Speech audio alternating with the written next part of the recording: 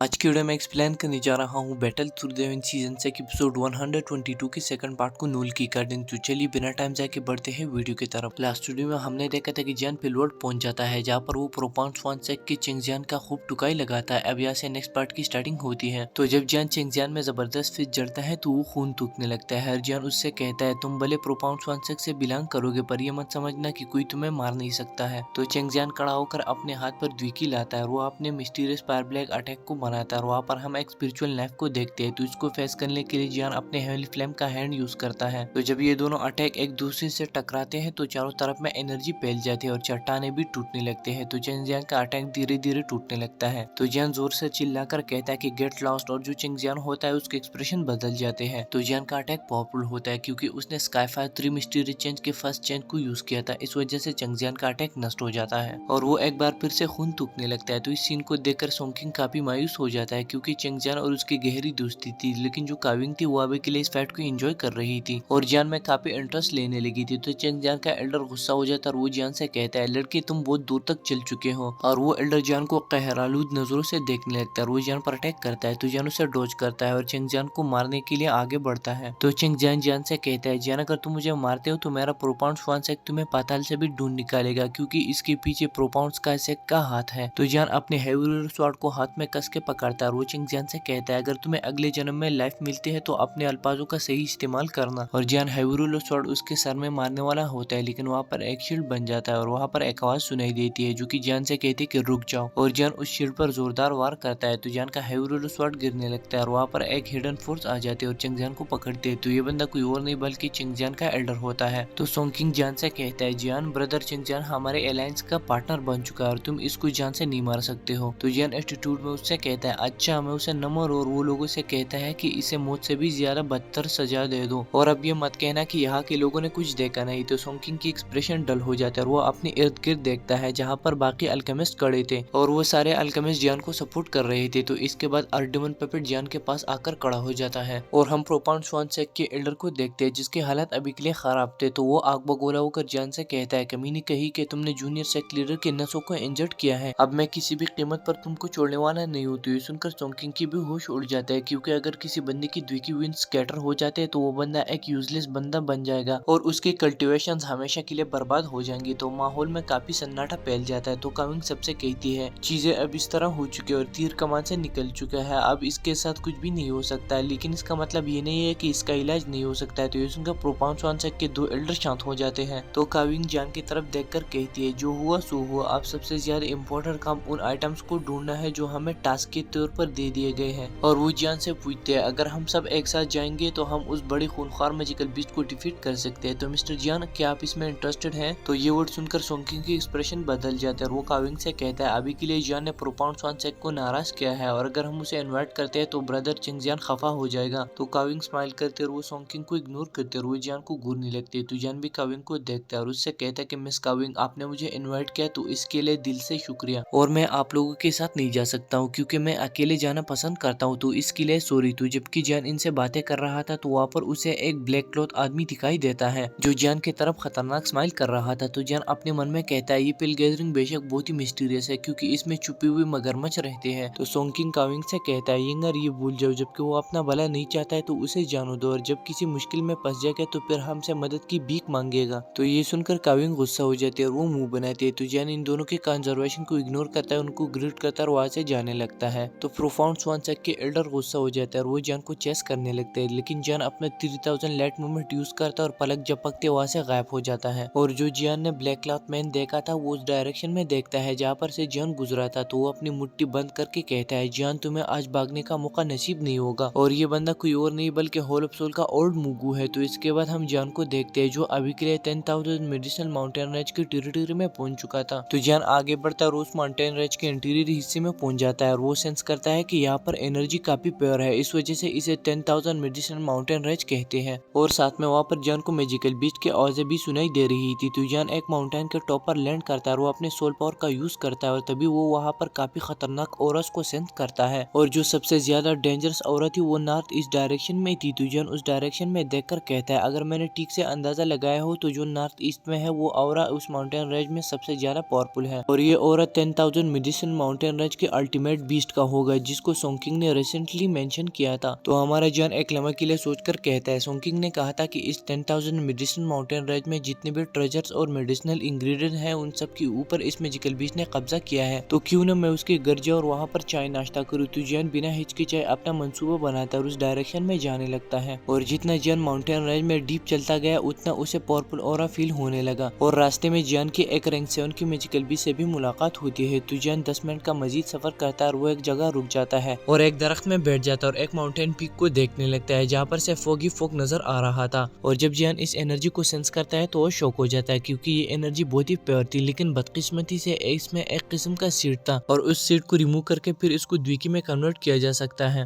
और इसके अलावा अभी के लिए यहाँ पर इस एरिया में 3 रैंक 7 के मैजिकल बीस्ट थे जो डाउजोंग क्लास के एक्सपर्ट थे, लेकिन जिससे जान को डर लग रहा था वो इनका बॉस था जो इनसे भी कई गुना ज्यादा पावरफुल था और साथ में उसका ब्लड लाइन भी प्योर था। तो जान अपने सोल पावर का यूज करता है और आसपास के एरिया में मौजूद मैजिकल बीस्टों को सेंस करता है। तो जान खुद से कहता है कि ये बेशक बहुत ही स्ट्रॉन्ग है और इस मैजिकल बीस्ट को हरगिज अंडरएस्टिमेट नहीं करना चाहिए। तो जान अपने ऑरा को हाइड करता है और वहाँ से जाने लगता है और जब जान माउंटेन के मिडिल तक पहुंच जाता है तो वो एक जगह रुक जाता है और वो अपनी आंखें बंद कर देता है और तभी जान कुछ सेंस करता है। इस वजह से वो बहुत खुश हो जाता है और वो कहता है ये तो पिलसोल सीरम की खुशबू आ रही है। तो जान उसी डायरेक्शन में जाने लगता है और वो कुछ मिनट बाद वो एक मेडिसिनल इंग्रेडिएंट के करीब आकर खड़ा हो जाता है और वो कहने लगता है ये बेशक पिलसोल सीरम है, लेकिन जान उसे डायरेक्टली लेता नहीं है क्योंकि क्या पता कि इसके कोई मैजिकल बीस्ट प्रोटेक्ट कर रहा है। तो जान अपनी चारों तरफ में देखता है लेकिन वहाँ पर कोई भी उसे नजर नहीं आता है। तो तभी जान वहाँ पर एक वाटर पूल को देखता है। तो जान कहता है अच्छा तू यहाँ छुप गया है। तो जान अपने सक्शन फोर्स का यूज करता है और उस मेडिसिनल इंग्रेडिएंट को कलेक्ट करता है और वो कहने लगता है कि ये स्केल्स कलर में ब्लू है और इस पे जो लाइंस है वो बिल्कुल एक सांप की तरह है और कभी कभार इस पर टाइगर के पंजों के जैसे निशानात भी पड़े होते हैं। और अगर मैंने ठीक से अंदाजा लगाया हो तो इस पिलसोल सीरम मेडिसिनल इंग्रेडिएंट को एक mysterious water tiger snake magical beast protect कर रहा है। तो गाइज एपिसोड 122 का सेकंड पार्ट यहाँ पे होता है खत्म। अगर आपको वीडियो पसंद है तो प्लीज वीडियो को लाइक कीजिए, साथ में चैनल पर नए हैं तो सब्सक्राइब कीजिए। मैं मिलता हूँ आपसे नेक्स्ट वाली वीडियो में, तब तक आप अपना बहुत बहुत ख्याल रखें। Thank you so much, love you all.